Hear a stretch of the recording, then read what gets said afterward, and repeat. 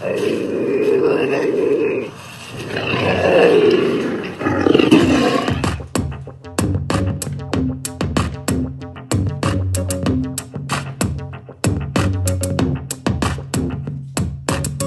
blast off in my time machine. Third eye feeling like an Visine. Blast off, blast off, blast off, blast off. Come blast off in my time machine. Third eye feeling like an Visine. Blast off, blast off, blast off, blast off. Blast off on another VIP episode of Hero Paranormal, broadcasting from the base at La Madre Mountain, just south of Area 51. My name is Ryan, the original outlaw of the airwaves, bringing you an absolutely epic episode tonight. My guest, known for Hidden Legend of the Lost Temple, Ancient Egypt Uncovered, and Expedition Unknown. He runs Hidden Inca Tours. If you don't know who he is yet, Brien Foerster is a renowned author of some of the most respected books in the field and is more akin to a real-life superhero, the likes of Indiana Jones, in my opinion. No kidding. Among his literary feats, Aftershock, Elongated Skulls, Lost Ancient Technology of Egypt, and more books than you can shake a stick at, more like a real-life Indiana Jones of scientific evidence, now supporting the idea that our planet was devastated by a cataclysm, and places like Egypt, Peru, Bolivia, and Lebanon may have just had dynastic tribes of sorts move in to these structures, much like any culture would. The real-life hero of Lost Ancient Technology, Elongated Skulls, and Megaliths of the Gods, joins us from Peru. I am so excited to talk to you today. I've been like hoping to talk to you for a long time, and you're in one of the most lucky countries overall to study the things you study, which firstly, I just have to say thank you for your research, work, and contributions. Brien, you are among the leading minds forging a path of truth about an ancient history whose remnants are just too big and too many to successfully hide, manipulate, and control, at least the narrative, forever. How did you get started on this path of exposing the unknown? Well, I've had a fascination since childhood of enigmatic sites. Grew up with National Geographic magazine, so ancient Egypt was of key interest to me, the enigma of the Sphinx and the pyramids and things like that. So when I started to be able to travel on my own, which was when I was 16, I went to England and was able to go to Stonehenge before they put even a fence around it. So that was quite mind-boggling, because growing up in Canada, there's nothing like that. And so through the years, I've been to about 100 countries, focusing on the megalithic and elongated skull stuff for the last probably 16. So I've been very fortunate in being able to see almost everything, on my so-called bucket list already. That's amazing. And that brings up all the sites that you've been to. You've been to Peru, I believe Bolivia, Lebanon, Egypt, areas of interest. I have more questions than answers when it comes to this. But being right there, boots on the ground in Peru, near Cusco, which I consider one of the most sacred places on the planet, what is it like being there and talking to the locals and getting insight that others may have just skimmed over? Well, that's really the important point, because, of course, the best thing to do is to hire a local guide, which I did the first day of the first trip that I was in Cusco, and he showed me Inca constructions, and then he took me to some of the megalithic stuff, and I could not believe that they were actually real. The stark contrast between what you would expect a Bronze Age culture like the Inca would be capable of as compared to the megalithic interlocking blocks is like night and day. So he wasn't able to explain much about the megalithic stuff at all. He insisted that the Inca built everything, and automatically I just said that's totally impossible. So that's when my interest began to peak about.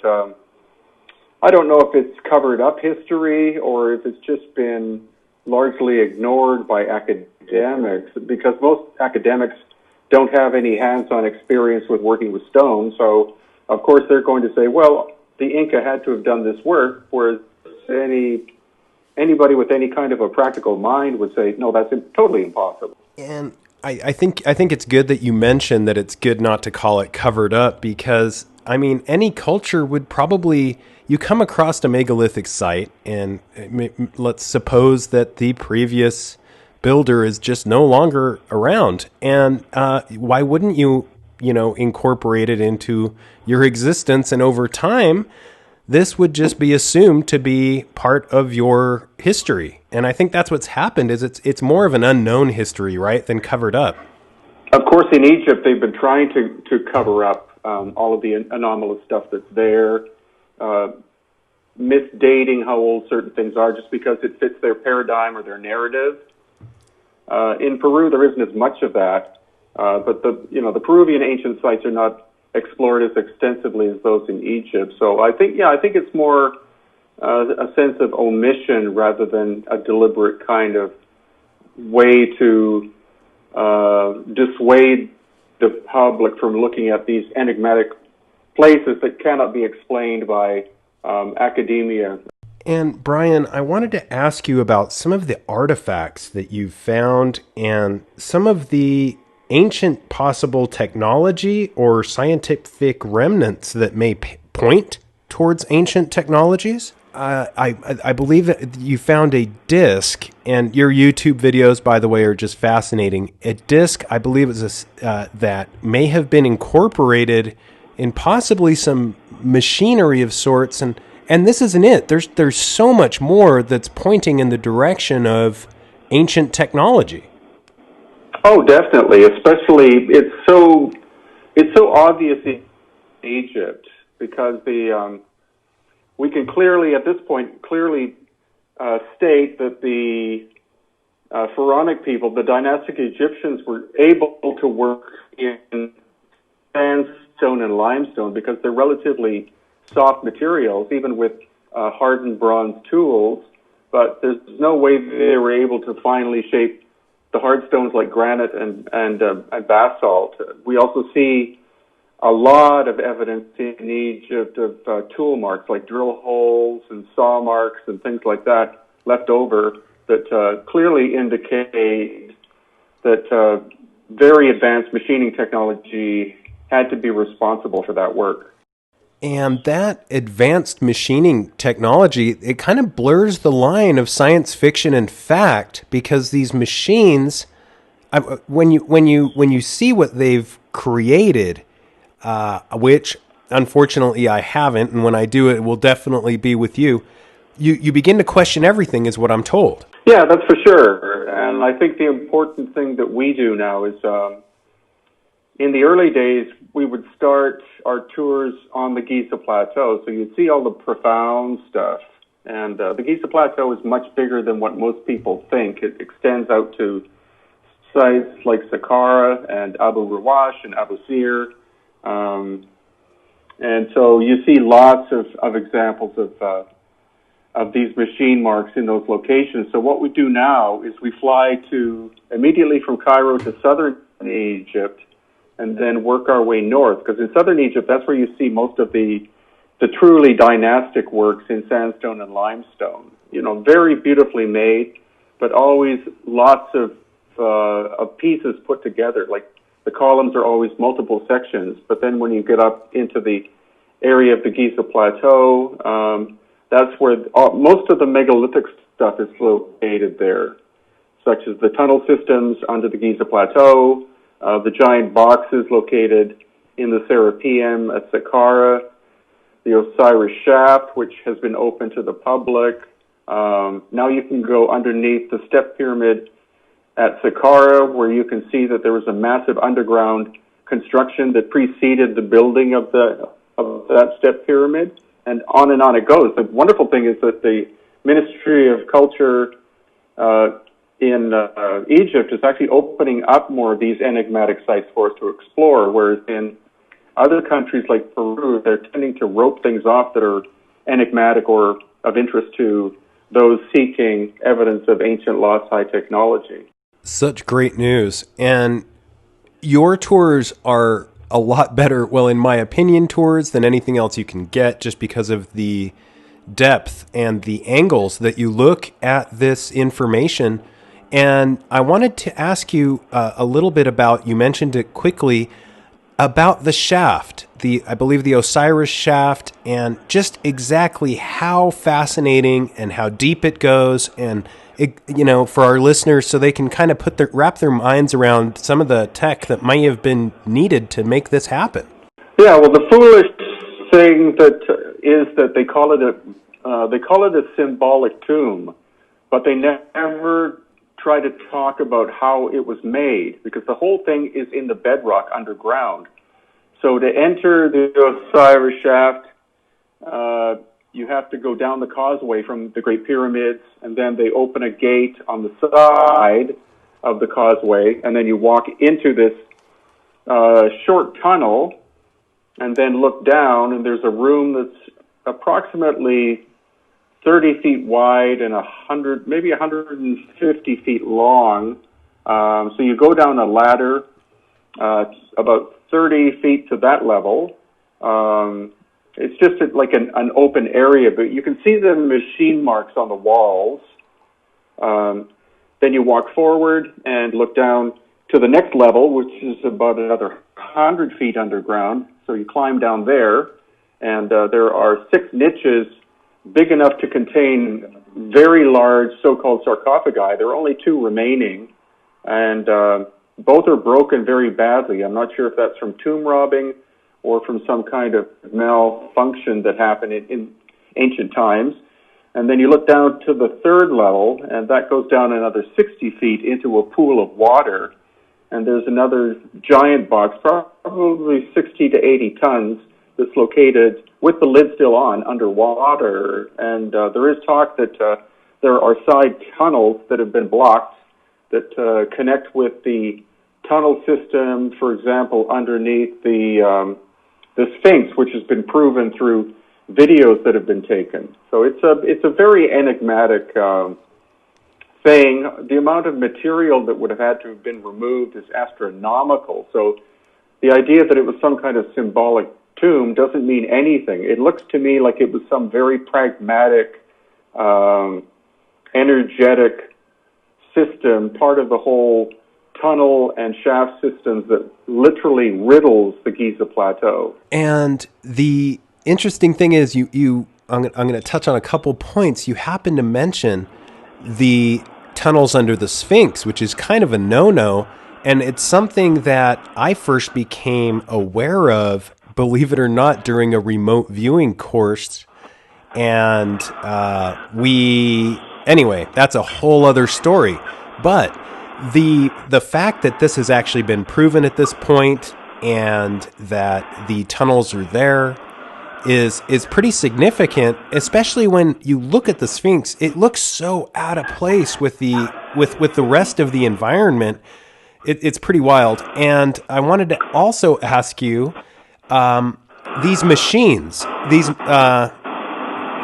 machines, if you were to guess what they, I know this is a big question, but guessing what they may have been, is it impossible, or do you have any ideas, or have you come across any remnants or shadows that give you ideas of possibly what kind of machinery may have been used? There are lots of drill holes which are in the granite rock, especially at sites like Abu Sir. Like, there are probably 50 to 100 of them there, different shapes and sizes, but perfectly round. And then straight saws and even circular saws. At Abousir, there's evidence of a circular saw approximately 20 feet in diameter and about 3/16 of an inch thick. And we don't have any material that I know of that you could make a saw blade that thin and that big. So there's definitely that. And then these very interesting, almost claw marks near the second pyramid in the walls. They had to cut down and level that area of the plateau in order to build the second pyramid. And so you see these machining marks in the walls there. It's almost like chisel, sort of like chisel marks, but they're in a definite pattern. So it's not like hand chisels were used, because any sculptor would be cutting in different directions, different angles in order to achieve removal of material. So this was definitely a coordinated machine of some kind. It's amazing that these marks are still there after such an incredibly long time. So we see lots of evidence of machine marks. Also, some of the products that were produced, you were mentioning the disc, and that was found under the step pyramid of Saqqara, along with about 35,000 turned hard stone bowls and plates. And those could only have been made on some kind of very efficient lathe. And when you see they have probably 40 or 50 of them on display in the Big Cairo Museum, and they even list them as being pre-dynastic. So that's kind of they do make little slips like that once in a while. Or actually they use the term archaic, meaning pre-dynastic. And these had to have been done on lathes that were powered by motors, obviously. It wasn't done by human power or by, a bull walking around in circles or something like that. So there's tons of evidence of that. In Peru, it's even more mysterious, because you don't see machine marks almost at all. Peru's even more mysterious than Egypt is. It's interesting you say that. Peru has a rich history that is, you start getting into it, and the connections with Huiracocha and the other similar entities and deities found along the quote-unquote path. But jumping to kind of that realm a little bit. Yeah, could you wait a moment? I have to close a window. Someone's got a leaf blower outside. Yeah, no problem. Okay, sorry about that, Ryan. You were asking about the elongated skulls? Yeah, it's such a fascinating subject that seems to have been kind of explained away in the past with the binding of skulls and this practice, but you've uncovered a whole lot more than just that. Yeah, definitely. Well, if you look up any academic paper related to cranial deformation or elongated skulls, they always say that it was the result of head binding or cranial deformation of infants.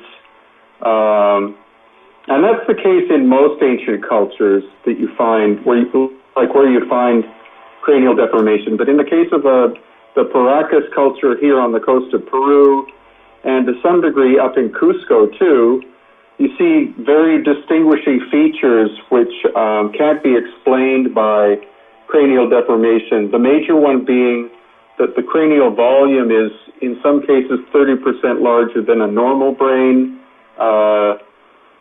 The head shape is far too complex in terms of compound curvature to be explained away by binding the head. The eye sockets are larger. The jaw is much more robust than a normal human being. There are two holes in the back of the skull which appear to be like very small holes that appear to be for blood and nerve flow. And also the sagittal suture, which is one of the two main suture lines on any human skull, is completely missing. So all of those aspects make these ones on the coast of Peru very,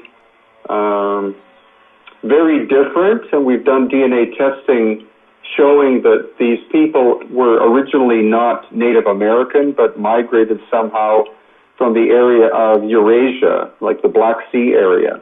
It's pretty amazing that some of the distances, gosh, it seems like on a lot of these megalithic structures, I apologize, the distances that it takes to get the materials required seems to be just awe-inspiring. Oh, very much so. In Peru, not as much. Most of ancient Cusco is made of basalt or basalt, and it comes from a quarry which is 45 miles from the city of Cusco. So that's quite a distance to move multi-ton blocks when you don't have any beasts of burden or people who would be strong enough to be able to carry. No evidence of any kind of carts or anything like that having been made. And then in Egypt and Lebanon, it's even more bizarre. So the main granite quarry is at Aswan, which is in the very south of, almost at the border, very south of Egypt, and the granite was moved up to the Giza Plateau to be incorporated into the internal structure of the Great Pyramid. So that's a distance of something like 400 to 500 miles. No evidence that they were able to build giant rafts to carry them.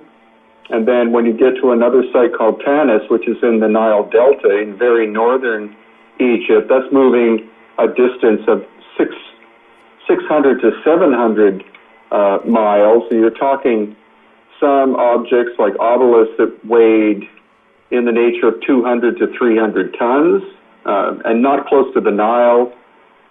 And then when you're in Lebanon, there are, at the site of Baalbek, there are about 300 broken columns of granite, which again likely came from the Aswan quarry. So that's moving a distance of about 1,000 miles. So that's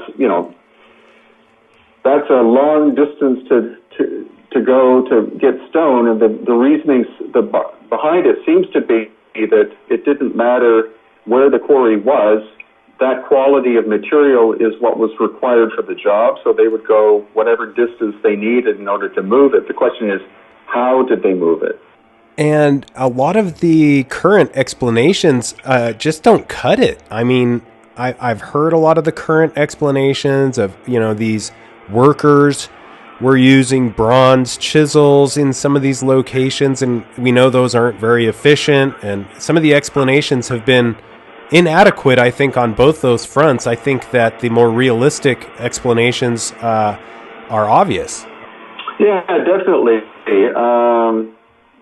Of course, the unfinished obelisk, they show you a little film at Aswan where the unfinished obelisk is, which would have weighed 1,200 tons if it had ever been completed. So they play this little rather corny video before you're allowed to go to the quarry, and they physically show people with stone ball hammers pounding away at the obelisk in order to be able to shape it. But the stone that the hammers are made of is more or less the same hardness as the obelisk itself. So that's hardly an efficient way to do things. And since they have these stone ball hammers lying around, you're actually allowed to pick them up and attempt to remove some of the granite material by pounding away yourself. And your hands get very tired within about a minute.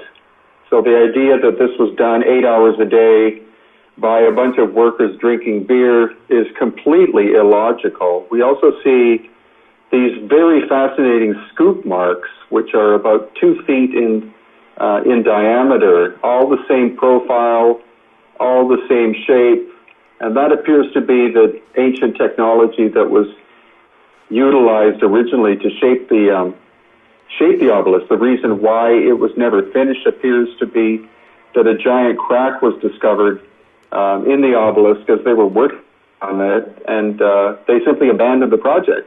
Fascinating. And the reality is, near you have some of the most amazing megalithic structures. One is I believe it's called the Saxa Uman, and could we go into that a little bit, because I was fascinated just how that came about and how it sits, everything about it. Sure. Well, of course, the academics explain that away as having 100% been constructed by the Inca, but the most prominent feature there is a zigzag wall that stretches for at least 500 feet. It could be the largest megalithic wall in the world. And it's got 3 levels. The largest stones are at the bottom level, and some of the stones there weigh up to 125 tons. And the quarry is a minimum of 3 miles away over a series of mountains. So the idea that the Inca were cutting these giant blocks out and moving them and fitting them together seamlessly without mortar is clearly impossible. So the Spanish chronicles write about the idea that the Inca built Sacsayhuaman, but it's more likely that they built at Sacsayhuaman, because there's a lot of I'd say probably 70% of Sacsayhuaman, or Sacsayhuama, which is a huge site, was done by the Inca, but that's using smaller, rougher stones with clay mortar as an adhesive, and that completely contrasts with these giant megalithic interlocking blocks. So it's one of the most breathtaking sites on the planet of any place of antiquity. It really is, and it's magical. It has so many characteristics that seem unlikely, but to be made by those who are there now. But then again, we find the same similarities, as you mentioned briefly, in Egypt and other places. And, I can see how easy this has been to fulfill when there's not a whole lot of effort to uncover some of the deeper mysteries.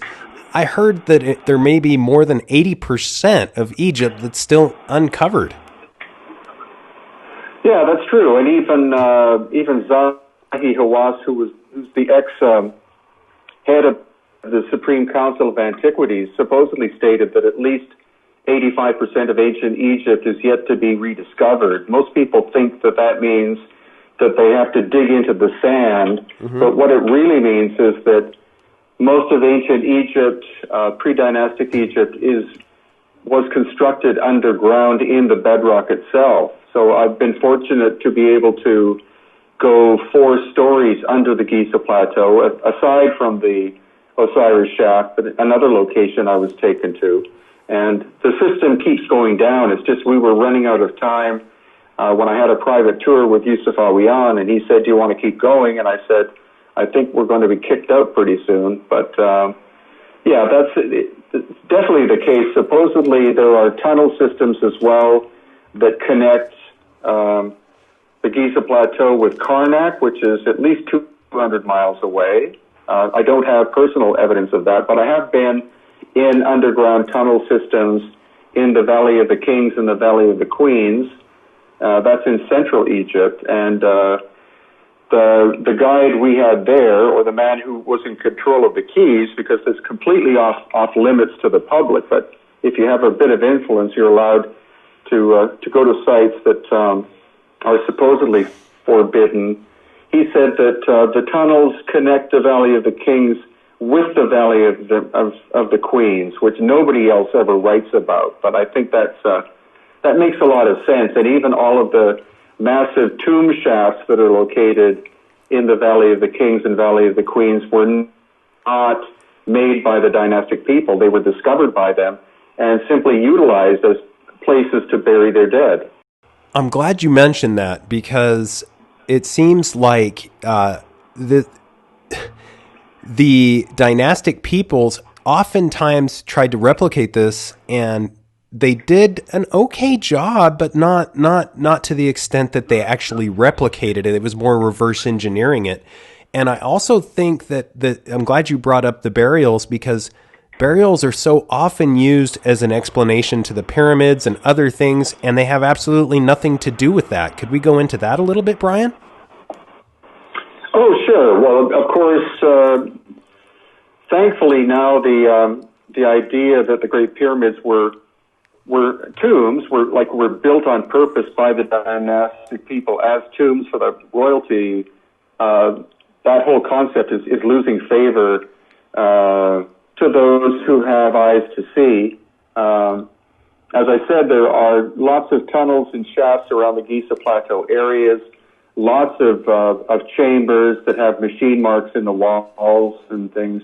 And when the dynastic people first arrived in that area some 5,000 years ago, if you found all of these chambers, you would, of course, utilize them to bury your dead, because that means that you didn't have to actually make the chambers yourself. So there are thousands of these located in the Giza Plateau and surrounding area that were definitely used as places of burial, but they weren't made by the dynastic people for that purpose. They simply utilized what they found in place. And why not? There's so much of it, and so it's so reverent. It's obviously, being a dynastic people, they would think that this was important because it's ancient or older than themselves, and therefore has reverence. And it all makes sense. It's really pretty amazing how this is played out. But I wanted to touch on something a little odd, and that is just the boots on the ground stories of locals, etc., and some of the cultural explanations that don't see the light of day as often as they should. Of course, the more that you are able to visit an ancient location like this, the more you're able to come in contact with local experts, some of whom are the ones who are the so-called keepers of the keys, because at each ancient site you'll have, in general, one older man who is in charge of the entire location, and he is literally the holder of the keys. So doors that are locked can sometimes be unlocked if they like you, and if you give them a donation, which is something that, of course, Egypt is desperate for now due to the lack of tourism, which is finally starting to come back, though. So I've had the great fortune to be able to get access to locations that are technically forbidden due to local influence of the keepers of the sites. Amazing. And I wanted to talk about that because people often look back in history and they disregard things like, Aleister Crowley got access to the pyramid, saying that could have never happened, when in reality it was probably easier then than it is now. And it seems like these locations are becoming, you have a very unique view of them because you are able to get past the veil that most aren't. And as far as your own theories, and this is, I know, so hard because it's impossible to know, but your own theories as to who these amazing creators may have been in some of these areas, if not the same. Well, that, of course, is the biggest question. That's the number one question that people want answered, and we don't really have any solid evidence of a human culture in the past that was technologically as advanced or more advanced than we are, except what people refer to as the Atlanteans. So it would be either that, because we haven't found any, as far as I know, any tombs of these extremely ancient people. So I think it's either an ancient human civilization or it's an off-world civilization that came and built and left. And I'm starting to think more and more that it was the latter rather than the former. So, of course, a lot of the audience won't like that. Some will, but I don't see any other possible explanation. It's really starting the options minimize as you go back in time, and a lot of these locations are carbon dating longer than the human time period. How is science taking that, and are they taking it with a grain of salt or ignoring it completely? I'm being ignored by academia, but the great thing is that when we do these tours, we tend to get people rather high level of intelligence and education. So we always get someone who's a geologist, On a tour, we always get at least one engineer, and so I refer to them, on location. How do you think this was done? And so they're the ones that I've gotten all the answers from, and we haven't had one guest so far in Peru or Bolivia or Egypt or Easter Island or any of these other locations that believes the standard story. They all have their eyes suddenly wide open when they're actually on location. And it's from the engineers that we get the information of how they believe some of these things could have been done. And the geologists are, of course, invaluable at being able to figure out where the quarries are located. And so that's where most of my education has come from. So amazing. And could you tell our listeners where they could find these tours if they wanted to go on one before we go on to the next question?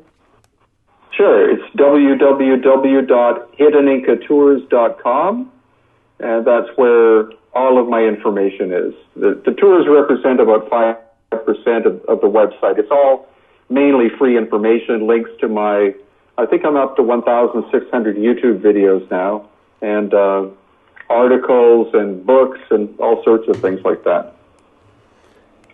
And your YouTube channel is one that everybody should definitely subscribe to. Great information there, and you really take the viewer there. Interestingly, it's funny you mentioned that academia has kind of, they are difficult to deal with, because I did read some of your papers, I believe, on some of the academic sites, and they're fascinating, which kind of brings me back, Brien, to the possibility of off-world, off-world creators or builders.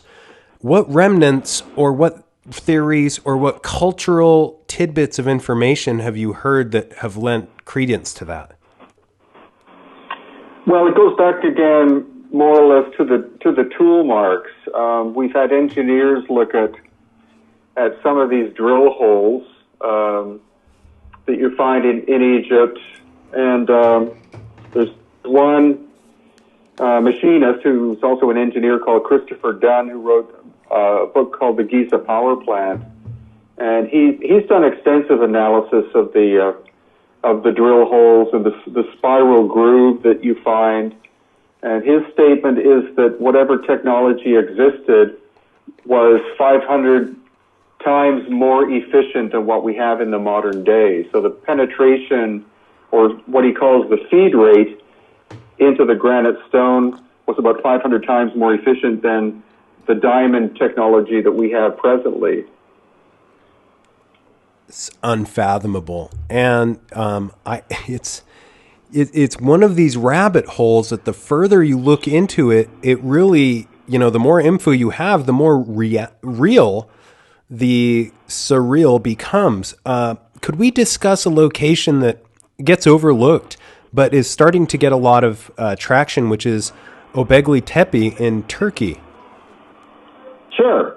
Yeah, I went there about a year and 3 months ago for the first time. Wow. And it's Turkey is an absolutely fascinating country. There's so much ancient stuff located there, including evidence, again, of lost ancient high technology. Göbekli Tepe has been dated as being, carbon dated as being twice as old as any known civilization, so at least 12,000 years old.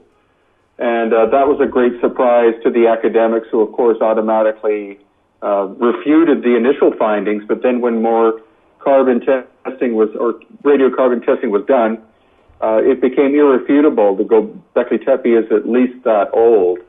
We don't see evidence of ancient high technology there, but there are these huge T-shaped pillars that were erected, and it had to have been done by a very coordinated society of some kind.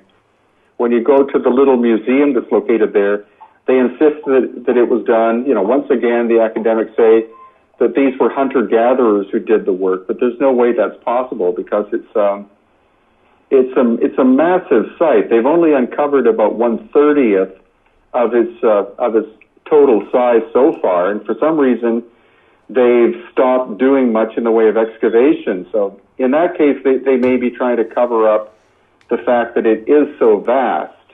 The area that has been uncovered was done by Klaus Schmidt, who was a German archaeologist who died a couple of years ago.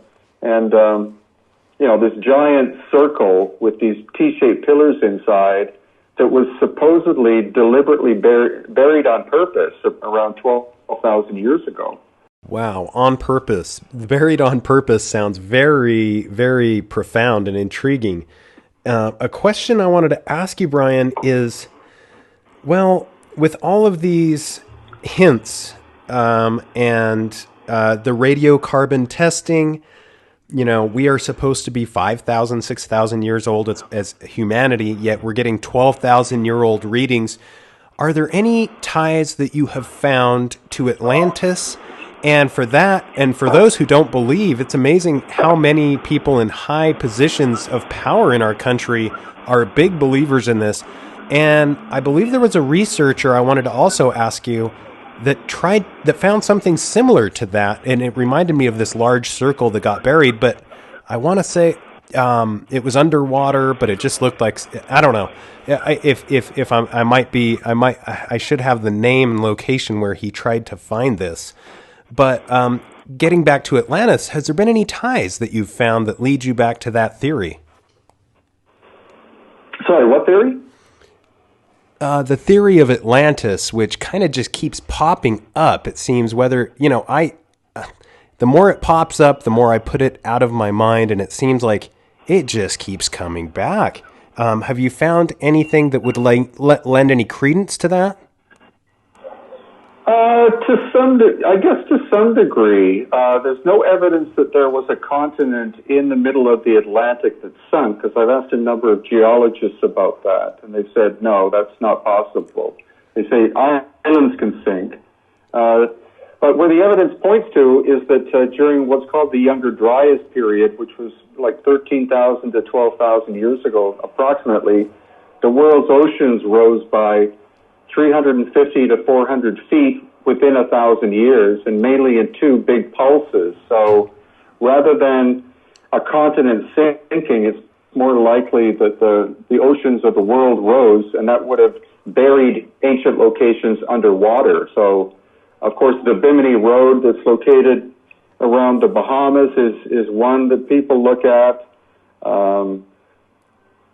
Some say in the middle of the Mediterranean there are cities that are underwater at this point that you're not allowed to dive at.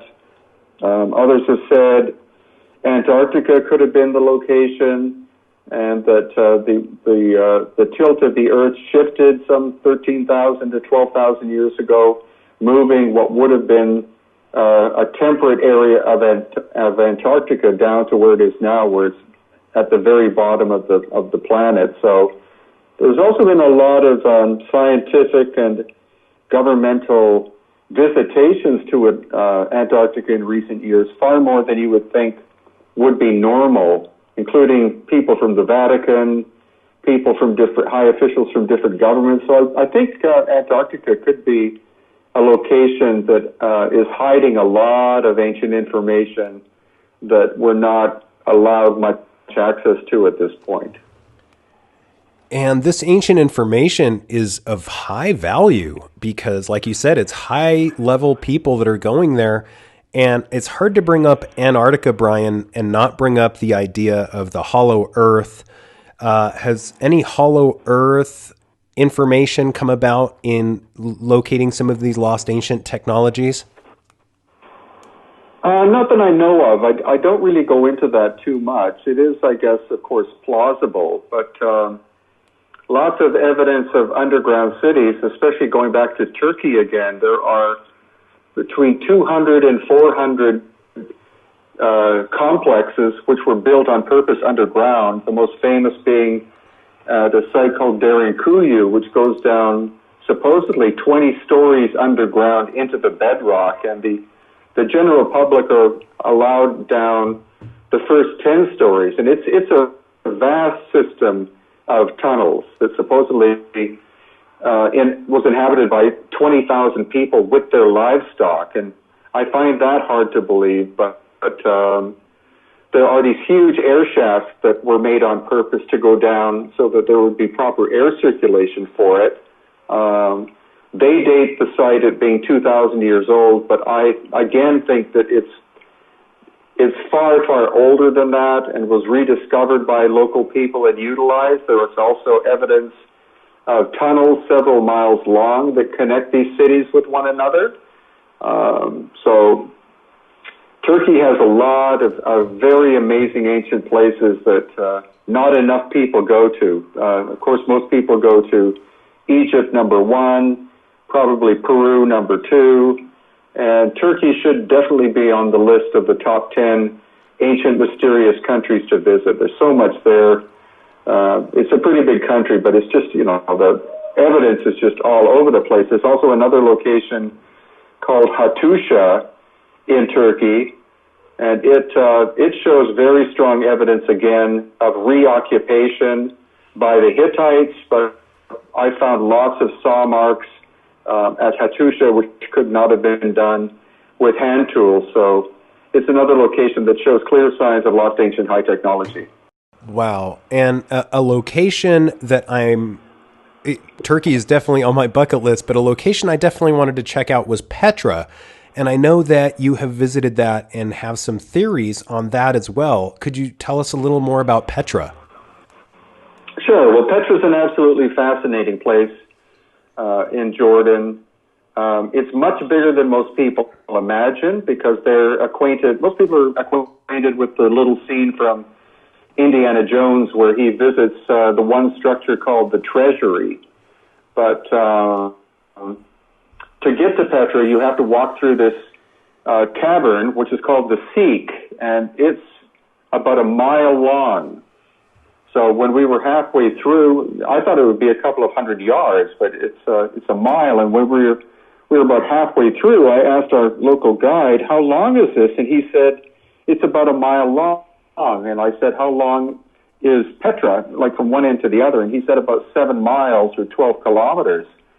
So fortunately, we were able to walk all the way to the very end of Petra, and it's absolutely huge. The treasury represents maybe 2% of Petra. We see lots of machine marks on the walls, evidence of the blackening and almost melting of the stone surfaces, vertical stone surfaces, and always on the western side of the structure. So it looks like Petra was hit by a massive cataclysm in the very distant past, was abandoned, and then was reoccupied by what are called the Nabatean culture. And they were there approximately 2,000 years ago, and that's what our guide kept hammering into my head, that the Nabateans had built the entire complex, but I said, that's clearly impossible. There are some chambers there, 2 at the treasury and 1 at another location relatively close by that were hewn out of the solid bedrock, and they're around 300,000 cubic feet in size. Wow.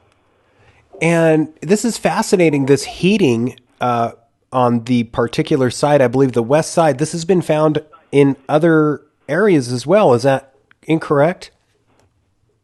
Yeah, that's true. You find that at places like Karnak in Egypt, where you see that some of the granitic stone has suddenly expanded. And again, our archaeologist Susan states emphatically that would have been a very intense burst of high heat. There's also the location in the Nile Delta called Tanis, which literally looks like there was a massive heat explosion there because all of the big megalithic structures are broken into several pieces.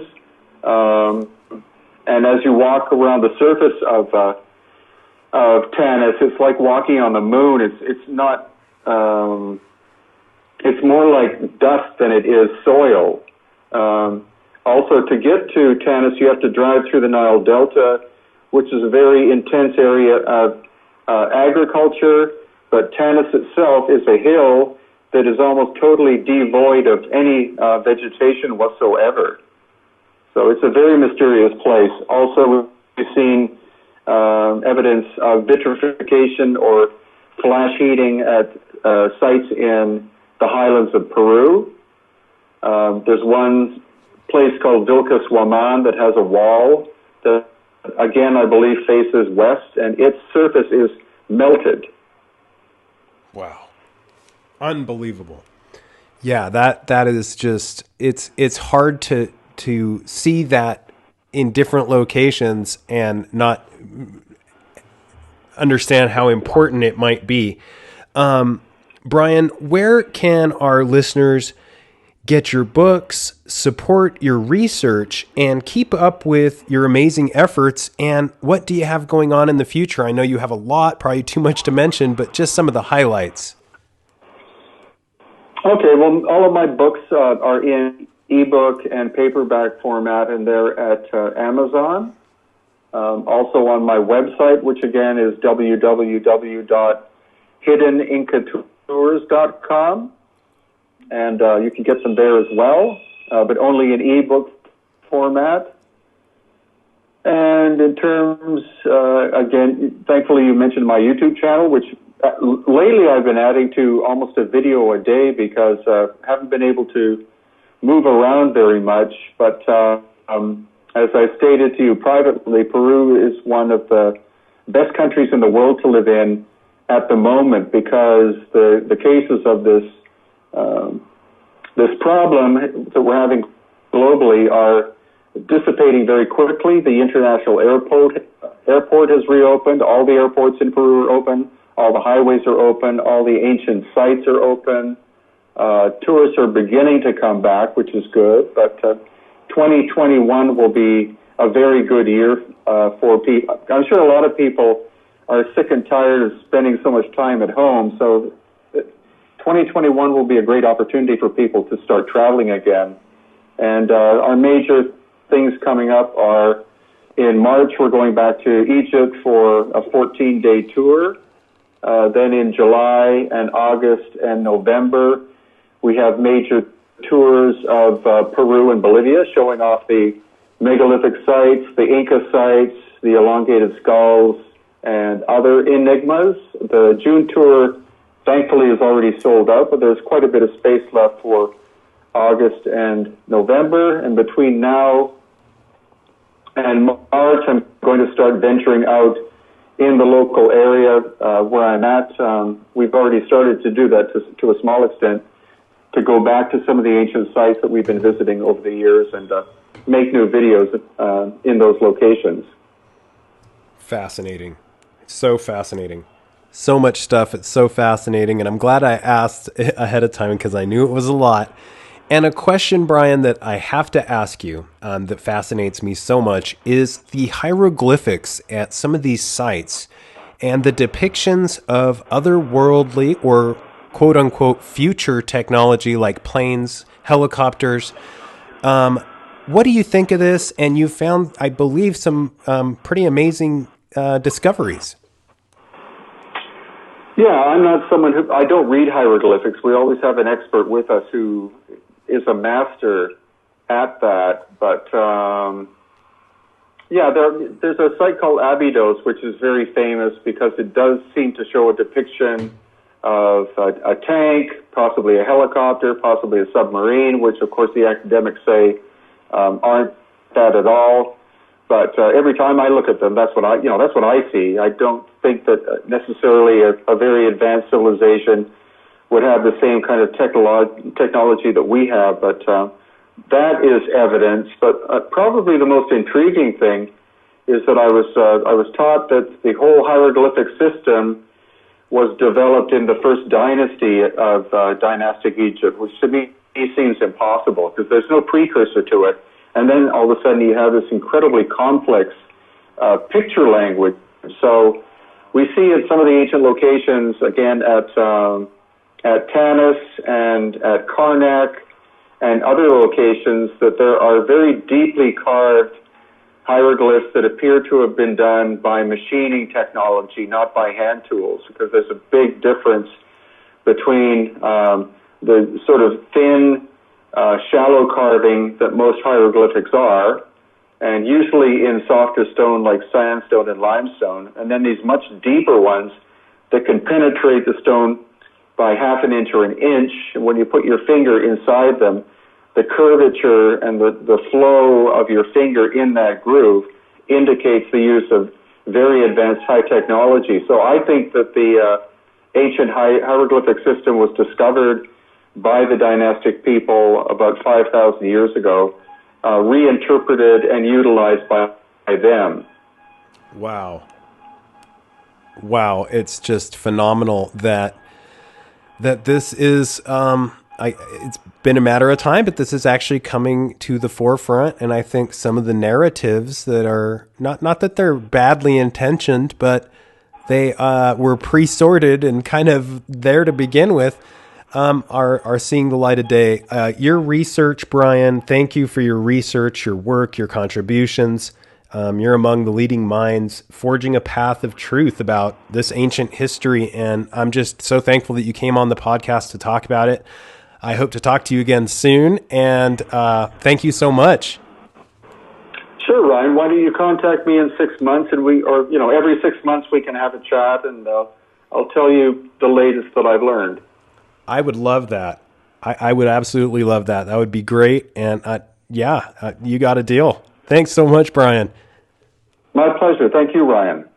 Fascinating stuff that Brien is uncovering. Definitely one of the leading minds prepared to bring that to the public, and he's doing a great job through his YouTube channel. Please subscribe.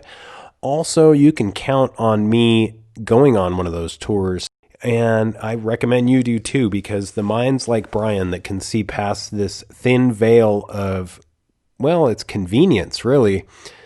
Why question the narrative? A lot of people think that. Well, this is important information. The pyramids are important. These other ancient historic sites are important. And people like Brien realize how important they are, and they've invested a lot of time and energy researching it, mostly for our behalf. Another thing for your behalf is the heroparanormal.com website, which contains the archive if you want to listen to past shows. That's that. Until next time, keep your eyes to the skies, feet on the ground, but don't forget to take a look around.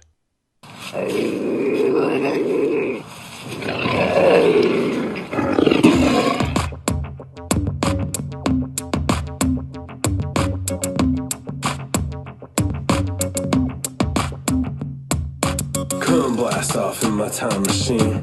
Third eye feeling like an Evazine. Blast off, blast off, blast off, blast off. Come blast off in my time machine.